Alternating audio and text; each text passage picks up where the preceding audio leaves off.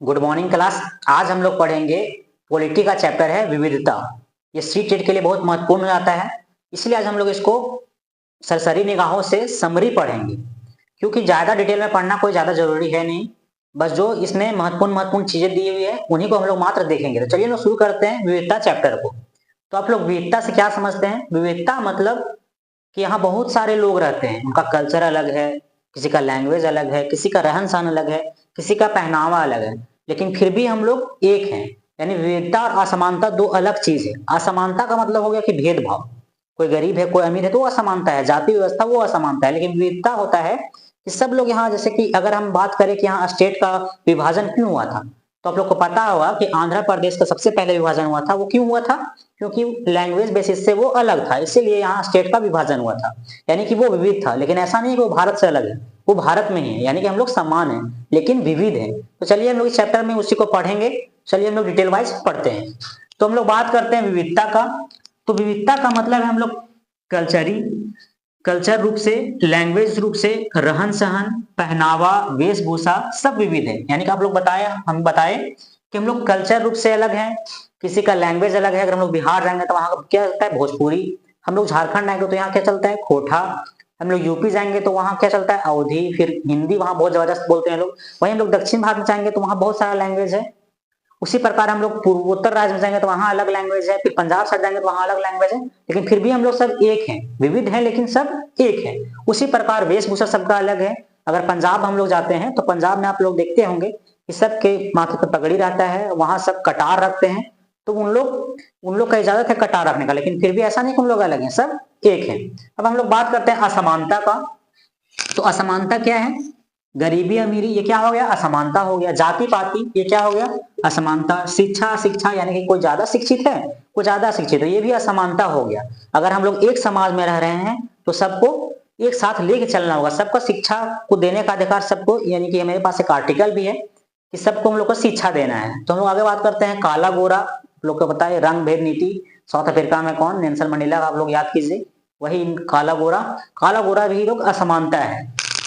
गैर बराबरी यानी गैर बराबरी भी असमानता है। हम लोग नेक्स्ट बात करते हैं कि जाति व्यवस्था क्या है, तो एक असमानता है। आप लोग को पता होगा कि विश्व में 8 धर्म है और सभी धर्म के लोग भारत में कम निवास करते हैं। अगर विश्व में पूरे 8 धर्म है तो यहाँ भारत में लगभग सभी धर्म के लोग यहाँ निवास करते हैं। तो यहाँ अगर हम बात किया जाए तो विश्व में 8 धर्म है और सभी धर्म भारत में निवास करते हैं। 1600 से ज्यादा भारत में जो मातृभाषाएं होती है बोली जाती है। यानी कि यहाँ भारत में 1600 से ज्यादा भाषा बोला जाता है। यानी कि इस यहाँ भाषा के में भी मतलब डिफरेंस है। अगर 1600 भाषा है, समझ लीजिए कितना लोग अलग अलग भाषा बोलते हैं, मातृभाषा सबका अलग अलग है, लेकिन फिर भी हम लोग सब एक है। विविधता में भी एकता का बात करते हैं।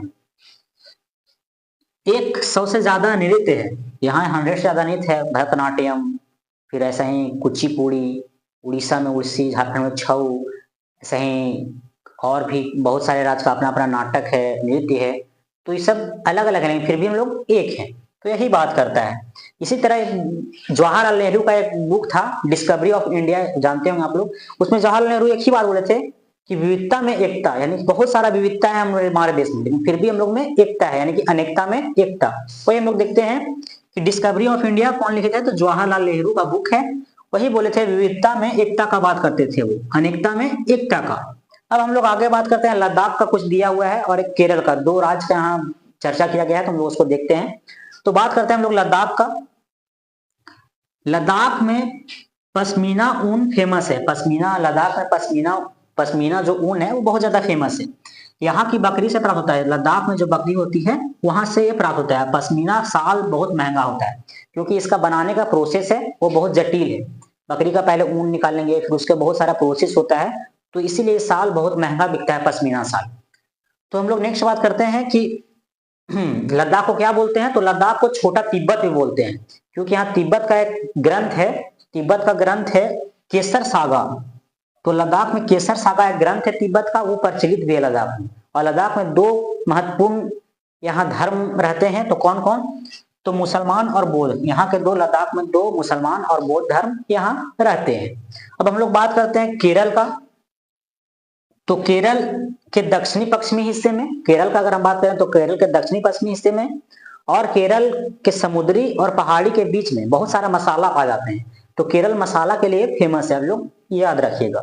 तो केरल के दक्षिणी पश्चिमी हिस्से और समुद्र और पहाड़ी के बीच में पहाड़ी विभिन्न प्रकार के मसाले पाए जाते हैं। और यहाँ अरबी और यहूदी लोग केरल में आए थे।